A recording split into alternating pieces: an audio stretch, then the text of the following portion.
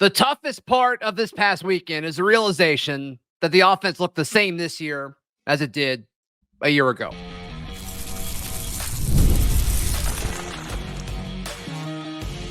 You are Locked On Auburn, your daily podcast on the Auburn Tigers. Part of the Locked On Podcast Network, your team every day. Yes, welcome on into Locked On Auburn, your daily Auburn Tigers podcast. I'm your host, Zach Blackerby, and thank you so much for making Locked On Auburn your first listen every single day. Joining me as he does every single Monday, the Lindsay Crosby.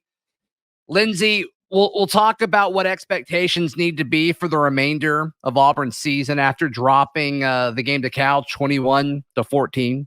Still devastating. Absolutely devastating. What does Auburn need to do against New Mexico State to make all of this feel somewhat better, if there is anything? But the fact of the matter is the offense looked the same this past weekend under Payton Thorne as it did a year ago. And there was so much excitement about hanging up 73 points against Alabama A&M. It just looked different, Lindsay. Everything about it looked different. Even the first drive against Cal, it's like, yes, this offense is back. It's clicking. This is everything that Auburn needs to do. Then the rest of the game, it was just an abject disaster. I mean, nothing about it was redeemable. You're seeing, college football pundits just rip it apart. It was an absolute joke. And it seems like there's, to me, this is on Hugh Freeze for several reasons that we're about to discuss, but this still, it just should have been better than it was on Saturday. Yeah. I separate the first drive from the rest of the game, not only because that's, that was your main touchdown, but that first drive is so much that is scripted. That is what you worked on. You saw one film study and you said, we think this stuff will work against this team. You saw the same issue in the Gus Malzahn era, where they would have something awesome scripted up in that first drive. You'd march down the field and score. And from that point on, it'd be a little bit of a slog because from then on, you're calling plays live. Yeah. But I think you're right on the head of the offense looked the same as it did last year. And that's the problem, because so much of what we've been told and what we've been saying, I've been saying, has been how much of the fault of the offense was the pieces around Payton Thorne, whether it was the play caller and Philip Montgomery, whether it was the offensive line, it was the wide receivers, all these different things. And now I think the hardest realization, at least for me personally, was trying to figure out how much of this is Payton Thorne is who he is. And when he faces pressure, he's a different quarterback than when he doesn't. And I think that's been the hardest part for me to deal with from Saturday. Yeah. And I mean, he's a veteran guy. He should be able to handle pressure better than he did. He should be able to throw with more anticipation than he did. I mean, he's been playing college football for a long time. Yeah, it's like a sixth year. Fifth, I think he's a redshirt senior, but still, this is his fourth year starting in major college football, 2 years in the Big Ten, second year in the SEC. But the overall product is on the head coach, no matter what. Execution is on the players. And the players can only execute what they've been coached and what they've been tasked with on the given play or in the given game plan. Was the game plan perfect on Saturday? No, it was not. It was not. Jake Crane of Crane & Company, he joined me on my live show right after the game. And he talked about okay, whenever you feel a blitz, there's got to be a hot that's right behind them that's filling that. A lot of times it's a running back. Sometimes it's a tight end or a receiver. There's different ways to scheme it up. And in watching the game over again, that wasn't really there. There wasn't a whole lot of checkdowns available. And that is an issue when you're in 7-man protection and you can't check it down to anybody. How much of that is on Payton Thorne? Do you need to have the awareness to throw it away sometimes? Sure, probably. But also, that is on the offensive line, which I've still, I'm not as against as other people, but, was everything perfect for Payton to, either sink or swim on Saturday? No, it wasn't 100% Payton Thorne. But at some point as your quarterback, you want a guy back there that can really cover up some issues that are happening throughout the offense. And to me, Saturday, he's just not that dude. He's just not that dude, Lindsay. And if you're the coaching staff, you've got to figure out what to put around him. If you're not going to make a switch, You've got to put him in a situation where he can process the information quicker or give him a check down every single play, because what you did on Saturday did not work.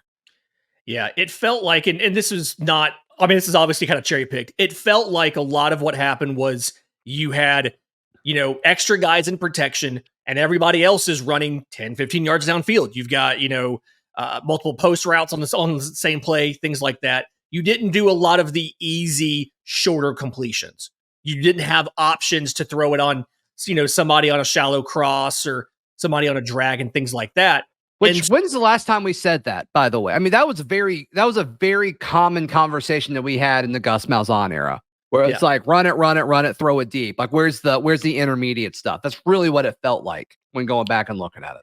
And it even feels like last week you were doing a little bit more of that kind of stuff against an opponent where you didn't really need to go that deep into the playbook to beat them. No disrespect intended, but it's Alabama A&M. You were able to get by on your athleticism, right? You could go up and your guys would beat their guys on 50-50 balls. Your guys would burn their defensive backs.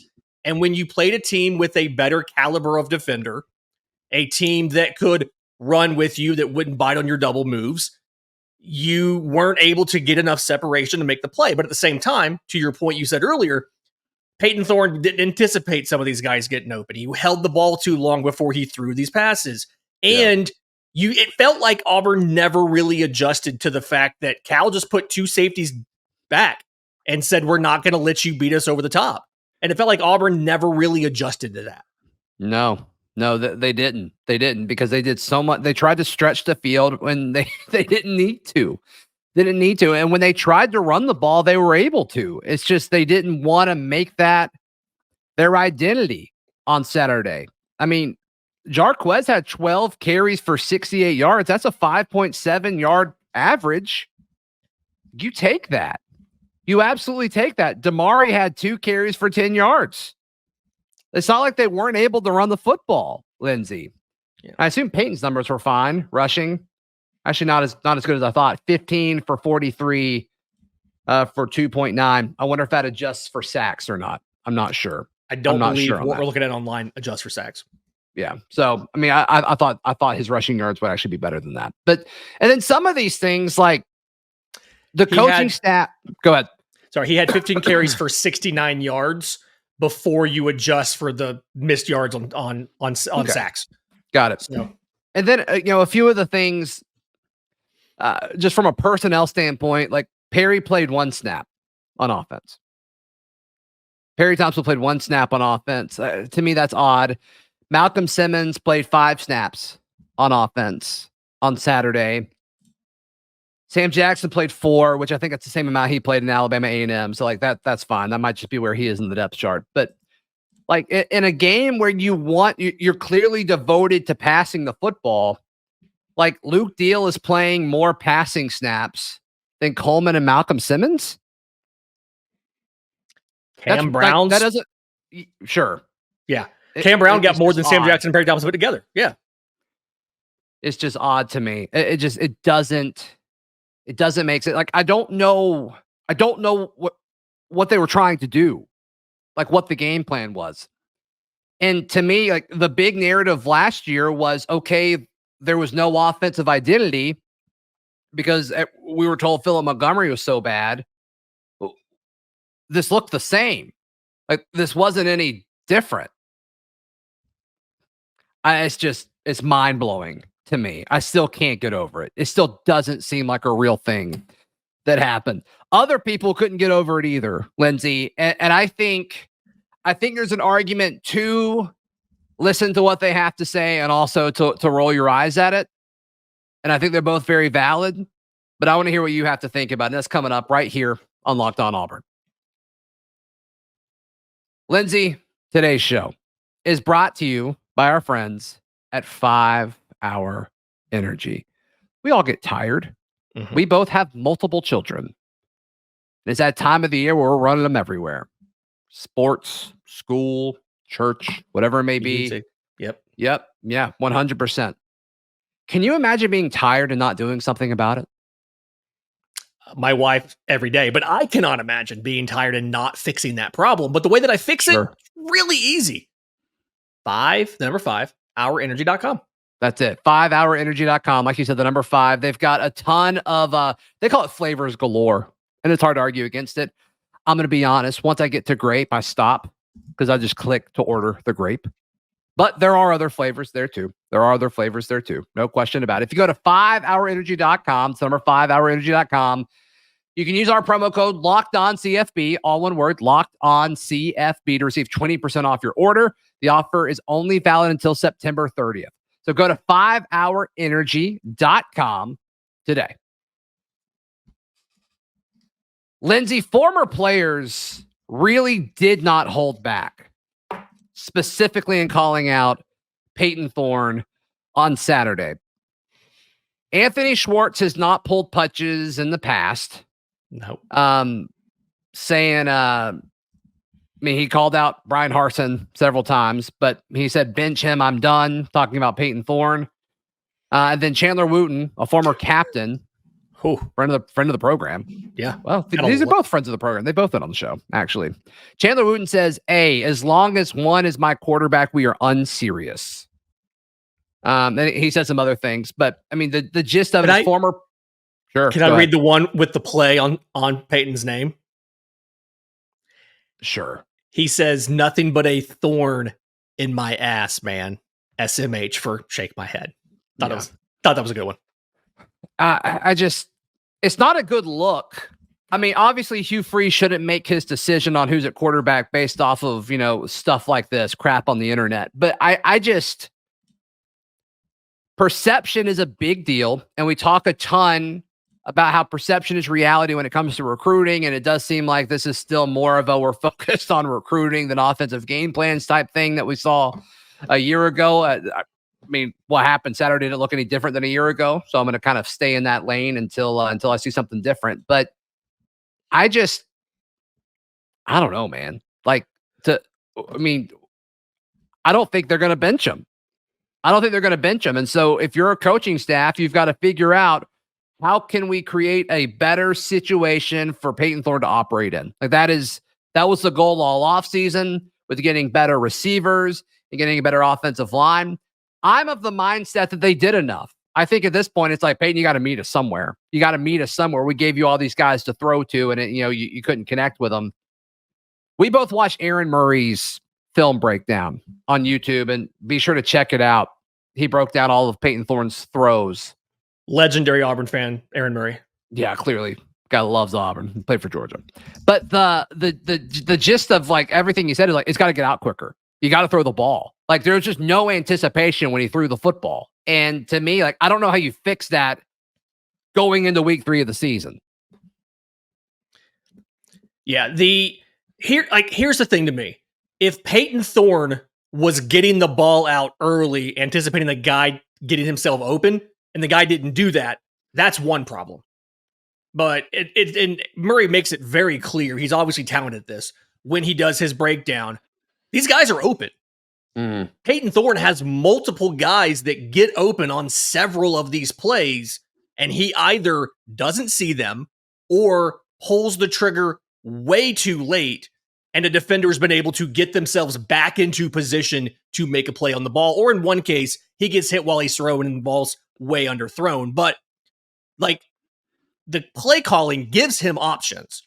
He has got it. The receivers, somebody on the field was good enough to get open, and he either didn't see them or didn't pull the trigger. And that's why some of the raw numbers look as bad as they do. And I'm honestly at the point of, I feels like they're not going to move on from him. And so if they don't, he has to understand, you have to get better or we're going to have to make a move. You're going to start this Saturday, but you have to get better in these situations because, like you said, he's been given everything else. He's been given better receivers. The better timing, big picture of the season, if you're not going to make a switch now, I don't think it makes sense at any point to make a change. That's my thing. Is why wouldn't you do it now? Why wouldn't you do it now? to me, if they don't do it this week, I don't think they're going to do it. That's just where I'm at right now from a logical standpoint, because QB2 is Hank. Mm-hmm. And it's like, okay, it would make sense to say, okay, you get some reps at New Mexico. And then, a lower tier SEC program at home against Arkansas. Which I don't think, if that game is played tomorrow, I'm picking Arkansas. That's where I'm at right now. Yeah. Because what they did against Oklahoma State was, I thought, impressive. And Oklahoma State is better than us right now. Yeah. Is that crazy? Am I being crazy on that? You are not being crazy. And okay, call me out if I'm panicking too much. But like right now, I don't think I would pick Auburn to beat Arkansas. There's a lot of people who are going to say make the change at the bye week because that means you've already gotten past Georgia. But I think in that case, you have to go to Missouri and to Kentucky. He makes Missouri's 2 consecutive good. road starts, and I think Missouri's good. I don't think Kentucky is, but I think Missouri's not bad. That's not an easy matchup compared to New Mexico. And you can sell an argument now for making the change to Hank because you said, hey, we wanted to give Payton one legitimate chance with all of this new positive changes that we've made to show that he had improved as a quarterback and he had fixed the issues that we identified last year. We thought he had not. If you wait until after Georgia, one, there's not any hope of salvaging a meaningful run in the season left at that point. Yeah, to me, that's it. There are other points where you could do it. Like you could do it after Vanderbilt or maybe after the road trip to Kentucky and you got home against Vandy, home against Vandy, bye week, home against ULM, home against A&M, and then you go to Alabama. But at that point, like you need to win one of these games, especially if you think 8-4 is on the table, which boy, that is an uphill stretch right now. But if you think that is, like, you need to have production against Arkansas and Oklahoma at this point. Yeah. Like we are counting on Arkansas. We were counting on California to be one of those wins to get to 8. We were talking about 1 or 2 toss-up games if you can sway one of those, but we just kind of banked on 4-0 going into Oklahoma. And now that's not the case. Not anymore. It feels like, it feels like this is the inflection point. If you legitimately don't think he can do it, it's a sunk cost. Just pull the plug and move on. Because if Hank can't do it, and full disclosure, we don't know if Hank can do it or not. A lot of people think he can. I think he can. I think he's decisive enough and can pull the trigger quick enough that fixes the biggest problem with the offense. But also, I'm sorry to cut you off, Lindsay. No. If Hank went out there and did some of the stuff Hank did or that Payton did, it's excusable.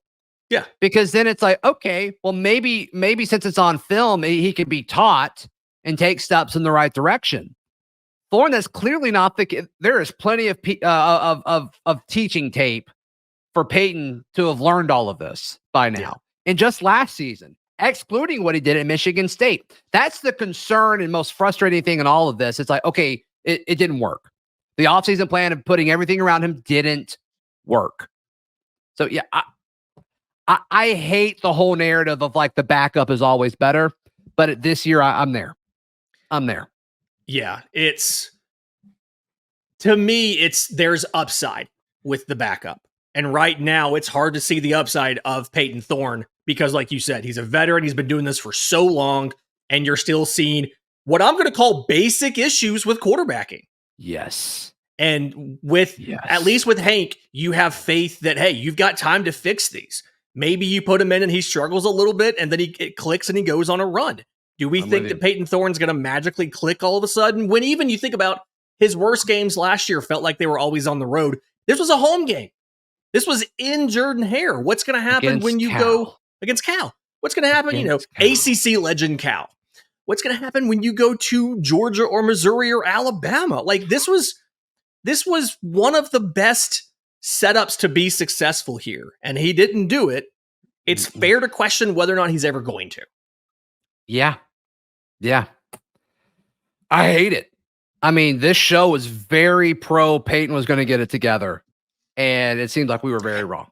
Well, everything that we saw in practice, scrimmages, and all of that, it looked like he was getting it together. And I think the difference is they're not allowed to touch him in practice.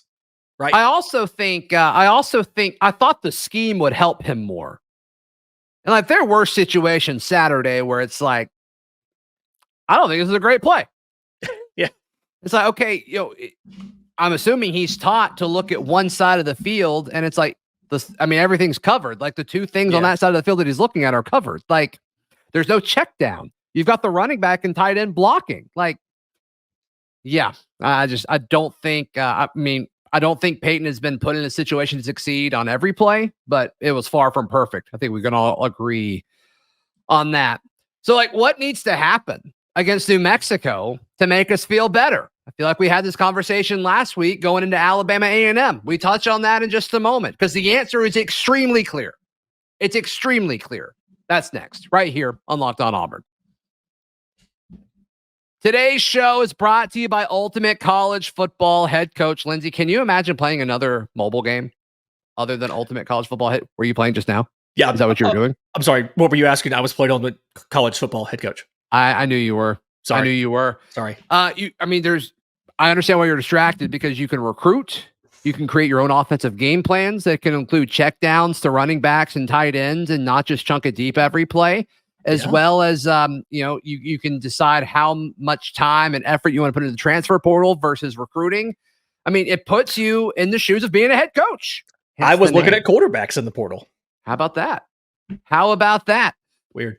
Ultimate College Football head coach is completely free, has no ads, is 100% playable offline. You can play on the go as you want, when you want to. They've got a special offer for Locked On Auburn listeners. Use the promo code Locked On CFB, all caps, no spaces, Locked On CFB inside the game store to receive a free boost to your program. Download the game by going to ultimate-cfb.com or just search Ultimate College Football head coach in your phone's app store. It's very fun. Check it out. Lindsay, as far as answering the question of, okay, what can we get out of New Mexico this weekend? It's homecoming. Maybe it'll be fun. Great. If there's not a quarterback change, I don't think there's anything you can do this weekend that'll make you feel better about the game against Arkansas the following week. And what a crappy situation that is. What a crappy situation that is. But I think that's true. Am I being too harsh? Yes or no? Given what Auburn did in week 1 versus week 2, I think that's exactly where you are with this. Yes, because Auburn looked so good in week 1, 73-3. It was destruction the likes we haven't seen in a long time. And then to turn around and lay an egg in week 2 makes it very clear that a big part of that victory was just the talent difference. And New Mexico, they lost 61-39 to Arizona on Saturday. Daryl Dapprich's Arizona there. Mm-hmm. The week before that, they lost to Montana State. Yeah, this isn't a good team. It's not a good team. And so even if they're able to, stomp these guys and put up another 70, how much of that translates to the rest of the schedule, I think, is the issue. Yeah. And honestly, it doesn't feel like much of that's going to translate, just like apparently much of what you did against Alabama A&M did not translate, other than believing the game plan should be, let's throw it a ton. Yeah. Now, like we all said going into the year and going into the Cal game that we all thought Cal was better than Arkansas. I still think that's true. I think both teams are better than I originally thought that they were when I made that statement. Cal is better than I thought they were. Arkansas is better than I thought they were. See, they are who we thought they were. Arkansas got an offense. I mean, they've got three dynamic guys on that team that I think are going to be a problem. We'll talk more about them next week. But I don't see anything you do against New Mexico unless like you let Payton play the first quarter, then you give Hank true reps. And it's like, let's see it. Let's just see what it looks like. I don't know what you could do to say, yes, things are different, because you've got to do it against an SEC team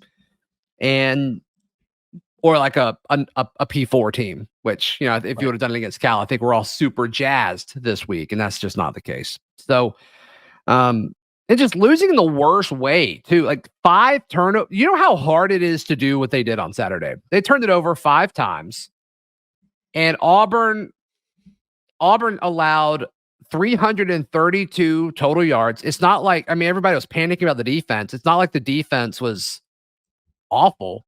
considering they allowed 332 total yards and the offense turned it over 5 times and you only lost by 7. Like, I don't think they're far away, but what they did Saturday was abysmal.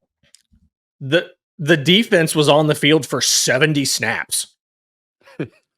Cal ran 70 plays and they didn't break 350 yards. They didn't have 5 yards of play, which when you think about how long you were out there for, how many pass rushing reps you asked those defensive linemen to go through, and how much running those defensive backs had to do covering receivers. Like, it's amazing. Their net on passing was 233 yards. That's it. They attempted 36 passes and they finished with 233 yards. Like, that's a formula. You kept them under 100 yards rushing. That's a formula that you can win games with. That is good enough. It's not dominant. Yeah. It's good enough.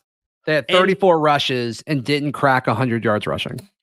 Cal 99. It was close, but it's Cal just had like the ball for 35 minutes. Insane. You got 4 sacks. I mean, wait, is that backwards? I have that backwards. They sacked us, so I think 4 times. Anyway, Point is, like, the defense played well enough. And there's individual things to nitpick. The defense was fine. Somebody's fine. Mad at Kay and Lee for dropping a pick 6. Listen, he's on defense for a reason, okay? Well, like, you win the game. I think you win the game if Kay picks that off. Like, that's a big deal. And as much as I've talked him up being like the rising star in the SEC, like, you gotta pick that. But people are picking on Kay and Lee outside of that. And I'm like, I don't know about that. I thought Kane was fine. Like, he missed a tackle. Like, he's not a good tackler. But as far as like what he does in coverage, I think he's a good player. You're not going to change my mind on Kay and Lee because of what happened Saturday. Yeah. So what is the worst case scenario on Saturday? Is it Hank struggling? Is it Payton Thorne struggling? What is the worst case scenario for New Mexico? Ooh, that's a great question. That's a great question. Because to me, probably worthy of a full show. Ooh, is it? Look at that. My gut reaction. The thing is like, if Payton struggles, especially early, you know the answer moving forward. Good. Right? Yep. I guess the worst case scenario is they start Hank and he struggles, and then you don't know what to do. I think that's probably the worst case. Because then you're like, well, worst case is you lose, but I just don't see that happening. Yeah. Yeah. Man. Yeah. Because we've really nailed that the last few games, but I just can't believe it happened. I just can't get over it, Lindsay. It's like the 5th show that we've done reacting to this thing. I just can't get over it. I can't get over it. Still stunned. Yeah, that's where we're at. So, Lindsay, how can people check out everything you've got going on? I'm on Twitter at Crosby Baseball. If you want the Auburn baseball stuff, go to the Bar in Auburn. Dropping nugs over there. If you want Atlanta Braves baseball, bravestoday.com, both a podcast and a website. Go check them out. Yes, please like the video. Please subscribe. We passed 18K subs, which doesn't seem like a real number. Thank you all so much. Hate the way we got there. But thank you guys so much for getting to this point. So, follow all of my stuff on Twitter at @Blackerby and subscribe at thebarnauburn.com. We'll see you next time. This has been Locked on Auburn.